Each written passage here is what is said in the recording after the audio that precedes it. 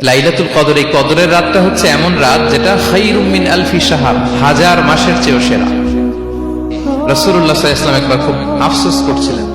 তিনি যখন শুনতে পেলেন যে বনী ইসরাইলের অনেক অনেক লোক হাজার বছর হায়াত পেত, তারা শত শত বছর ইবাদত করত, শত শত বছর তারা জিহাদ করত, তখন তিনি আফসোস করে বললেন, হায় রে, আমার শেষ সময়ের উম্মতের কি হবে? কারণ তিনি বলেছেন যে আমারু উম্মতি মা বাইনা 60 ইলা 70, আমার উম্মতের গড় বয়স হচ্ছে 60 থেকে 70। ওয়া আকাল্লুহুম মা ইয়াজুজু যালিক, খুব অল্প সংখ্যক লোকই এর চেয়ে বেশি হায়াত। রাসূল সাল্লাল্লাহু আলাইহি ওয়াসাল্লাম যখন দেখলেন যে শত শত বছর হায়াত পেয়েছে বনী ইসরাইলের লোকেরা, বনী ইসরাইলের ওরা শত শত বছর জিহাদ করেছে, তো আমার উম্মত তো 60 বছরে তার হায়াতই শেষ, 60 থেকে 70-এর মধ্যে তার জীবনই শেষ, তো আমার গুনাহগার উম্মতের কি হবে? রাসূল সাল্লাল্লাহু আলাইহি ওয়াসাল্লাম খুব আফসোস করছেন।